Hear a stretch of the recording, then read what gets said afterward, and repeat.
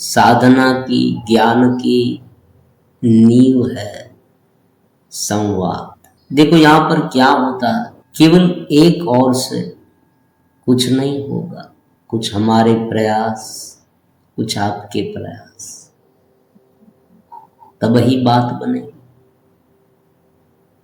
ये जो भीतर का विकसितपन है, ये जो आत्मरता रहने की बात है,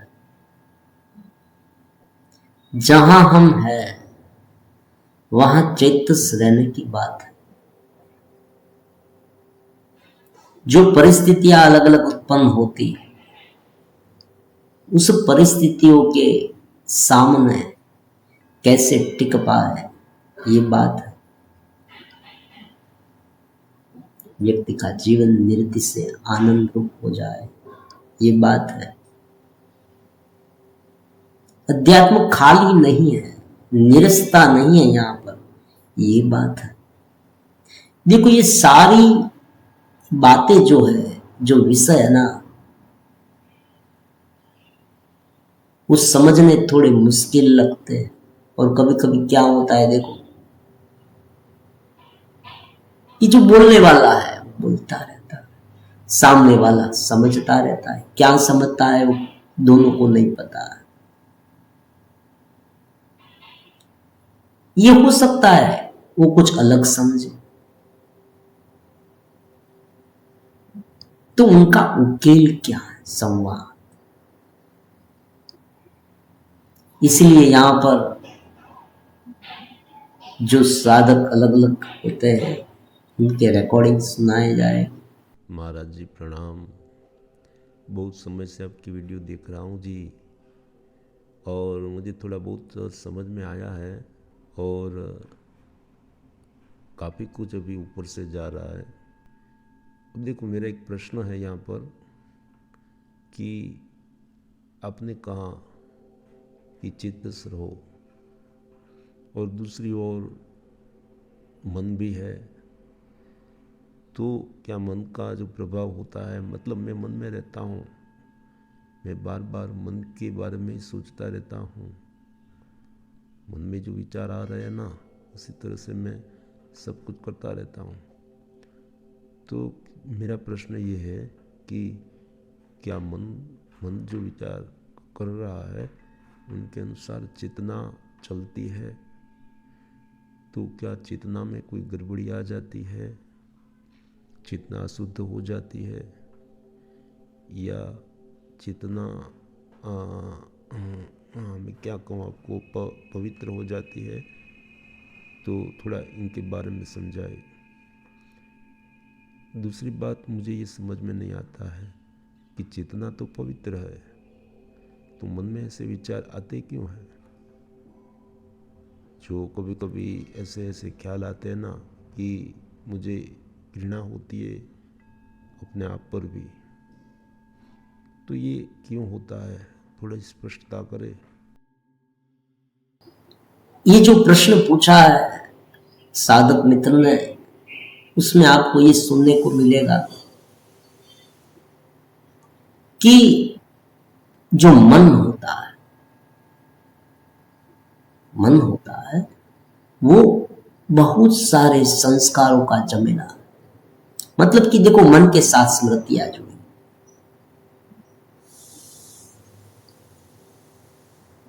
मन बार बार सोचता रहता, मन अलग अलग विषयों के बारे में हमें घसीटता है। कभी मन अशुद्ध हो गया ऐसा हमें लगता है, तो कभी ऐसा लगता है कि मन शुद्ध हो गया। तो क्या इसमें चेतना जो है, देखो प्रश्न यह है उनका, साधक का, क्या चेतना उसमें मलिन हो जाती? अब देखो एक सीधी सी बात है, अगर मन के अनुसार चेतना मलिन हो गई तो साधना करने का कोई मतलब नहीं है। क्योंकि देखो जो अनुभव करता है, जो अनुभव करने वाला है, जो भीतर की चेतना है, वो अगर ऐसी हो गई मन जैसी, तो हमें किसे बदलना? देखो ये कैसे होगा? बात ये नहीं होती जितना शुद्ध है, अगर संभावनाएं भीतर है, संभावनाएं भीतर है। देखो इसमें एक एग्जाम्पल बहुत ही सुंदर सा, जिस तरह से सोने के गहने हैं, उन पर जंग चढ़ गई, मतलब मलिनता छा गई, तो हम उस मलिनता को दूर करें तो भीतर का जो सुवर्ण है ना, वो बाहर निकलेगा। इस तरह से इसे समझना, क्योंकि जब व्यक्ति शांत हो जाता है, देखो इनका व्यवहारिक रूप से अगर आपको एग्जाम्पल चाहिए तो ये हो सकता है कि जब मन शांत हो जाता है, मान लीजिए गहरी नींद में कोई विचार नहीं, तब तो वो आनंदित है ना, उसे आनंद का अनुभव हो रहा है ना, तब उसे आनंद का अनुभव होता है। जब वो ध्यान में होता है, जब वो धीरे धीरे, मान लीजिए कोई साधक आगे बढ़े हुए हैं, वो समाधिष्ट होते हैं थोड़े बहुत, जब वो गहरे ध्यान में होते हैं ना, तो उसे आनंद का अनुभव होता है। तो उनका मतलब ये हुआ कि ये आनंद मन ने नहीं बनाया, मन के माध्यम से ये आनंद बना, ऐसी बात नहीं है। मतलब उनका क्रिएशन मन ने नहीं किया, मन इस तरह से हुआ और ये आनंद प्रकट हुआ, ऐसी बात नहीं है। ये थोड़ा उल्टा है, उल्टा समझना चाहिए। जिस तरह से बादल हटे और सूरज दिखाई दिया, तो उनका मतलब ये नहीं है कि बादल जो बादल है ना, उसने सूरज को प्रकट किया। देखिए समझे, ये कैसी थोड़ी गहन बात है। बादल हटे और सूरज प्रगटे, ये बात है, हम सब जानते हैं कि जैसे ही बादल हटा सूरज दिखाई दिया। घने बादल में सूरज नहीं दिखाई देता था, बरसा आ रही थी, बिजली कड़क रही थी, देखो साइक्लोन है, उसमें ये सब हमें अनुभव में आता है। लेकिन उनका मतलब ये नहीं है कि बादल जो है वो सूरज को प्रकट करता है। बादल अवरोध रूप हो गए थे सूरज को देखने में। तो पृष्ठभूमि जो है, जो मूलभूत भूमि है, वो क्या है? चेतना है। चेतना में से वेव्स उठा, वो विचार के रूप में प्रकट हुआ, और जो विचार के रूप में प्रकट हुआ ना, वो विचार ही मन कहलाता है। मन कोई दूसरी बात है ही नहीं। मन को बहुत गंभीरता से मत ले। मन मतलब विचार, बहुत ज्यादा टेंशन मत ले। अगर कोई व्यक्ति अपने कर्म को सुधारे, जहां प्रस्तुत होता है, देखो ये बार बार कहा गया है, जहां हम प्रकट होते हैं, प्रकट होना, अभिव्यक्त होना, उस अभिव्यक्ति के समय तुम्हें क्या ध्यान रखना है कि मेरी चेतना बरकरार है या मैं राग में अभिव्यक्त होता हूं, मैं द्वेष में अभिव्यक्त होता हूं, मैं निंदा में अभिव्यक्त होता हूं, मैं बेईमानी में अभिव्यक्त होता हूं, लांछ रुस्वत में कोई कोई अभिव्यक्त होता है, हिंसात्मक कर्म में अभिव्यक्त होता है, देखो विकारी चिंतन में अभिव्यक्त होता है। ये चेतना बहुत सारे अलग अलग क्षेत्रों में अभिव्यक्त होती है। उस अभिव्यक्ति को ध्यान दे। अभिव्यक्ति को जैसे चलता है वैसे चलने मत दे, ये बात है। देखो बहुत बारी होता है, जैसा चलता है वैसा चलने देते हैं, ध्यान नहीं देते। मान लीजिए असंतोष में घिरे तो उसमें घिरे रहेंगे, फिर धीरे धीरे इतना तनाव बढ़ जाएगा, इतना तनाव बढ़ जाएगा कि ये सब हम पर हावी हो जाएगा। तब हम इतना उलझ जाएंगे, इतना उनसे परेशान हो जाएंगे कि कहीं पर घूमने चले जाएंगे, कोई दोस्त के साथ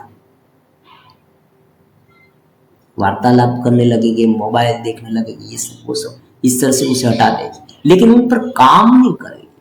ये क्यों हो रहा है ये सोचेंगे नहीं, तो क्या होगा? थोड़ी राहत होगी, फिर से जो तनाव था वो आ जाएगा। हम ये समझ ही नहीं पाएंगे कि ये तनाव जो है वो केवल मन की आदत है। ये कुछ बाह्य चीजों पर ज्यादा आसक्त होने से हुआ है। प्रवाह तो बहता रहता है। और आप देखते हैं जीवन में बहुत सारी चीज वस्तु ऐसी होती है जो आज आपको इम्पोर्टेंट लगती है वो भावी में इम्पोर्टेंट नहीं लगेगी, और जो भूतकाल में आपको इम्पोर्टेंट लगती थी आज उनका कोई मूल्य नहीं है। सरल एग्जाम्पल खिलौने हैं। बचपन में यही खिलौने के लिए हम लड़ते थे, झगड़ते थे, लेकिन आज उनका कोई मोल नहीं है। तो ये बदलेगी, तो ये ज्ञान का विषय हो गया। तो चेतना शुद्ध नहीं होती है, मन बदलता रहता है, बादल की तरह मन बदलता रहता है। उस मन को देखने से, देखना, देखो मन दिखाई कैसे देता है, ये प्रश्न हो सकता है साधक के मन में। मन कोई देखने की चीज है? मन दिखाई नहीं देता, मन विचारों के रूप में प्रकट होता है। हम जहां हैं वहां बैठकर ध्यान करना, मतलब हम जहां बैठे वहां बैठकर हमें मन पर ध्यान देना चाहिए कि क्या चल रहा है, बस यही है, उनके साथ उलझना नहीं है। अब देखो क्या होता है, दोनों में गड़बड़ी होती है। अगर उनमें आसक्त होने लगेगी, उनमें मजा लेने लगेगी, उनमें मजा लेने लगेगी तो क्या होगा, धीरे धीरे यही मन प्रभावी हो जाएगा। क्यों? उनका भी एक तात्विक कारण है। देखो मन और चेतना, मन और चेतना दोनों साथ साथ चलता है, क्योंकि मन है ना वो चेतना का ही रूप है, शरीर भी चेतना का ही रूप है।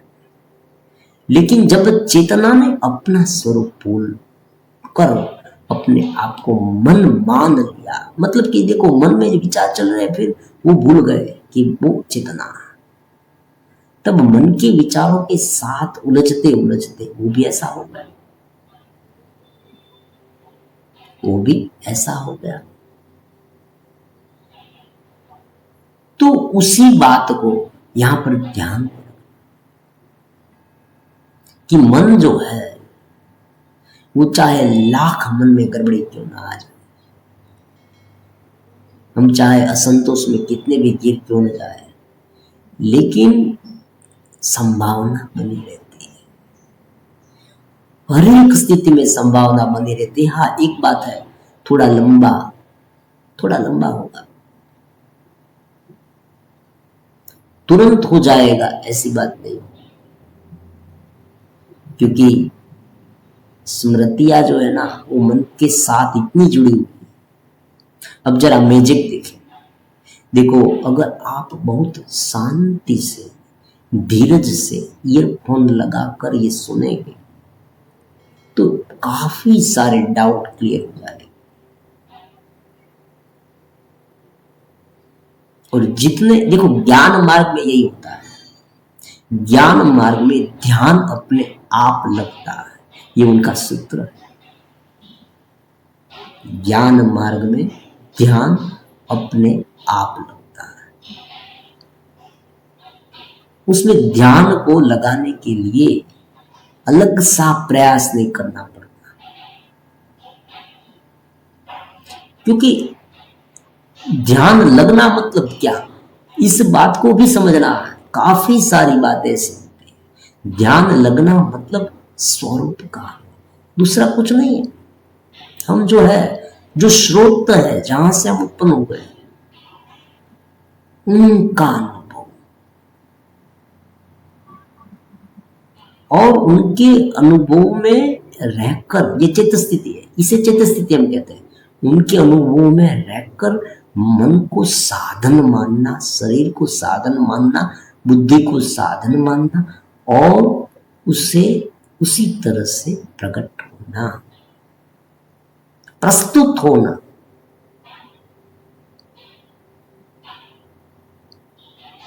इस बात को समझ जाएगी ना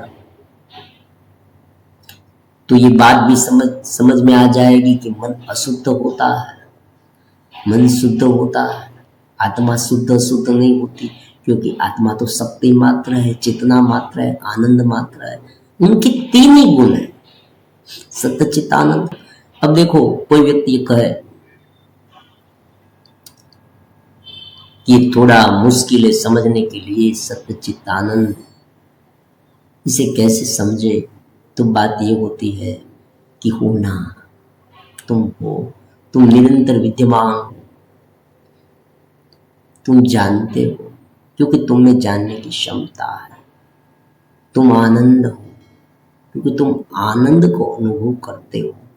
बिना आनंद तुम नहीं रह सकते।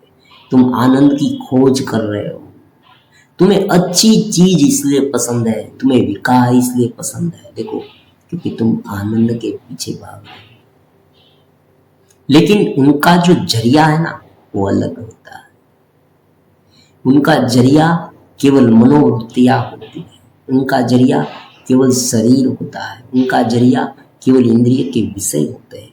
इनका जरिया नाम और रूप होता है, इनका जरिया बाह्य स्वरूप होता है।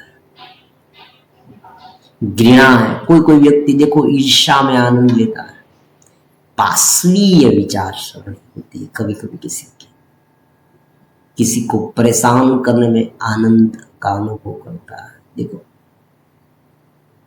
क्योंकि उसे वास्तविकता का ज्ञान है। उसे जो आनंद होता है ना, वो क्षणिक होता है, बाद में वो पछताता भी है। क्योंकि जब ये आनंद उसे अनुभव में आता है, ये पाशवी आनंद, तब उनका जीव भाव है ना, वो इतना गाढ़ा हो जाता है और स्मृतियों के साथ ये जीव भाव जुड़ा हुआ है।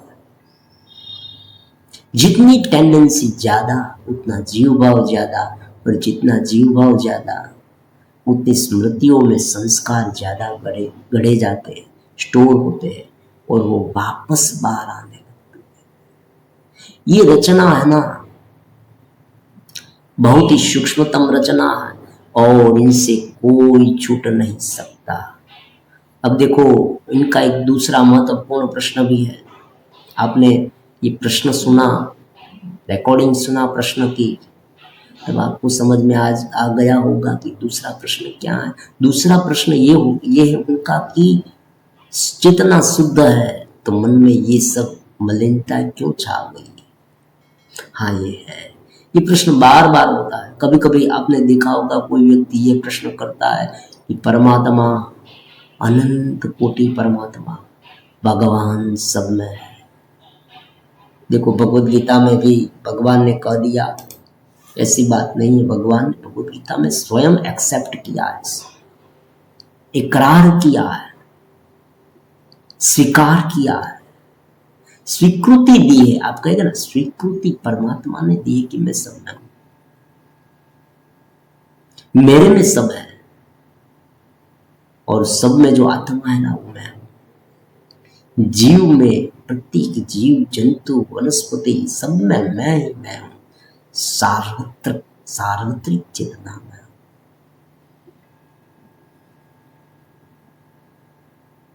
तो फिर ये मलिनता क्यों छा जाती? अब देखो, एक सिंपल सा एग्जाम्पल यहां पर लेते हैं। गंगा नदी है, उनमें बहुत सारे घाट बनाए गए। मान लीजिए कोई एक घाट है,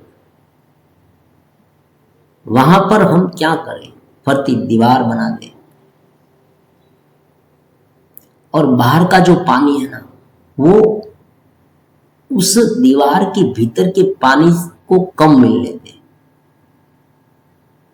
मतलब जो आवागमन हो रहा है ना पानी का, बाहर से पानी आ रहा है, भीतर से बाहर जा रहा है, उसे रोक दे, इसे कम कर दे, तो बहुत स्वाभाविक रूप में आप देखेंगे कि धीरे धीरे पानी गंदा होता जाएगा। तो एक अलग अलग इकाइयों में रचना है, अलग अलग इकाइयों में रचना है। बहुत सारे जीव हैं, बहुत सारे मनुष्य हैं। देखो, उस सब में रचना है। उस रचना में चेतना उनके साथ जुड़ी हुई। अब हम प्रस्तुत कैसे होते हैं, अगर ये बात बार बार कही गई है, अगर इस पर ध्यान दिया होता तो ये प्रश्न उपस्थित नहीं होता। लेकिन हम क्या करते हैं, सुनते छोड़ देते हैं, उन पर मनन नहीं करते। अगर मनन करते तो प्रश्न हमारे मन में उपस्थित नहीं। प्रश्न उपस्थित हो बहुत अच्छी बात है, ऐसा नहीं प्रश्न नहीं उपस्थित होना चाहिए, लेकिन साथ में हमें यह भी सोचना चाहिए कि जो अलग अलग वीडियो में जो कहा जाता है उन्हें हम अगर बारीकी से समझे तो हमारा कितना बड़ा फायदा होगा। क्योंकि हर एक व्यक्ति को अपने फायदे के बारे में सोचना चाहिए। ज्ञान ध्यान के मार्ग में स्वार्थी होना गलत नहीं है, परमार्थ के मार्ग में स्वार्थी होना गलत नहीं है। हमें आगे बढ़ना है, हमें ऊपर उठना है, चाहे कोई भी सहारा क्यों न मिले। तो अलग अलग जो इकाई है उनके माध्यम से ये प्रकट होती है। अगर मन नहीं है तो हम प्रकट नहीं हो पाएंगे। मान लीजिए आंख नहीं है तो देखेंगे कैसे? मन काम नहीं कर रहा है तो बाहर के जो दृश्य है ना वो देखेंगे कैसे? मन काम नहीं कर रहा है, मन में कोई विचार आ नहीं रहा है। आपने देखा होगा पागल व्यक्ति है ना, वो अनाप शनाप बोलता रहता है, उसे कुछ पता नहीं वो क्या बोल रहा है। आपको बहुत नवीन लगेगा कि क्या बोल रहा है, वो उसे स्वयं को पता। वो किसी को कह रहा है अमेरिका जाना है, अमेरिका जाना है, चलो बैठ जाओ, अमेरिका की गाड़ी आ गई है, सब लोग बैठ जाओ, सब लोग बैठ जाओ, अमेरिका जाना है, अमेरिका जाना है। ये भाई तुम्हें अमेरिका जाना है, बैठ जाओ बैठ जाओ। तो उसमें भी चेतना है। कोई ज्ञानी है वो अलग अलग तरीके का बोल रहा है, उसमें भी चेतना है। कोई चोर है वो चोरी कर रहा है, उसमें भी चेतना है। क्योंकि चेतना एक शक्ति होती है, उनके माध्यम से सब हो रहा है। लेकिन मनोवृत्ति जो है ना, उसने क्या किया है, उस भाग को, उस चेतस भाग को पकड़ रखा। मनोवृत्तियों के साथ स्मृतियां जुड़ी हुई।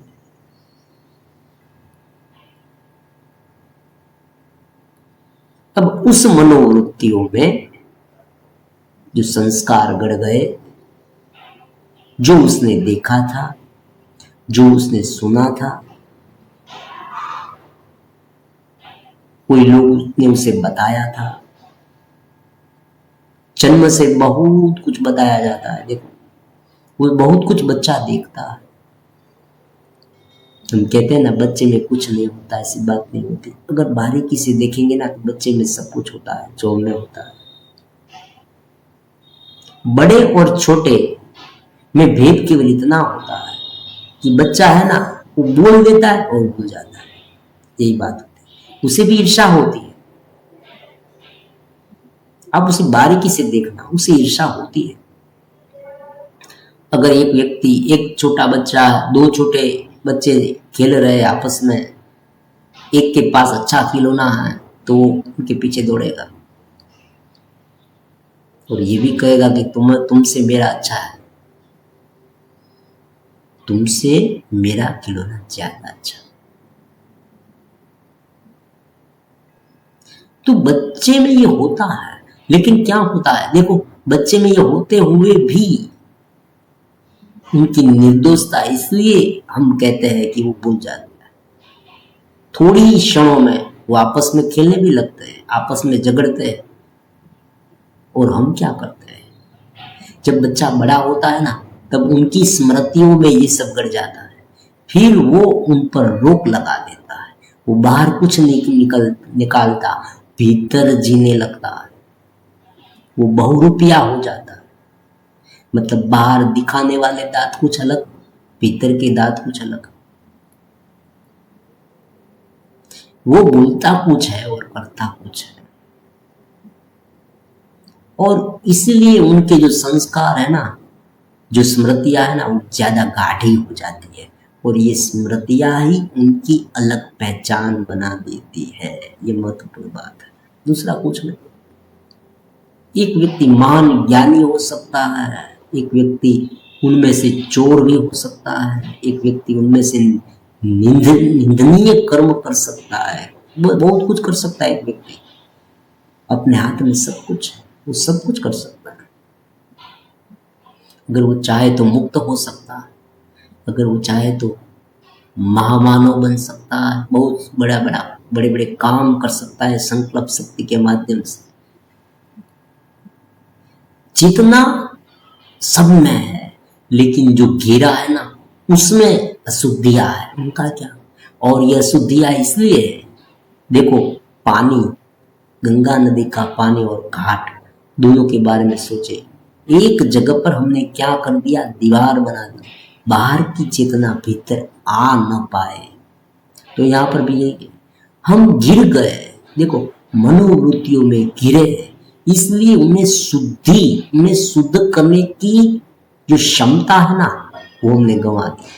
हम उसे शुद्ध नहीं कर पा रहे, नहीं पा रहे। हम इतने परेशान हो रहे हैं, लेकिन हम उसे शुद्ध नहीं कर पा रहे हैं, क्योंकि हमने अपना कंट्रोल खो दिया है उस साधन पर। वो साधन थे हमारे मन, हमारा साधन था।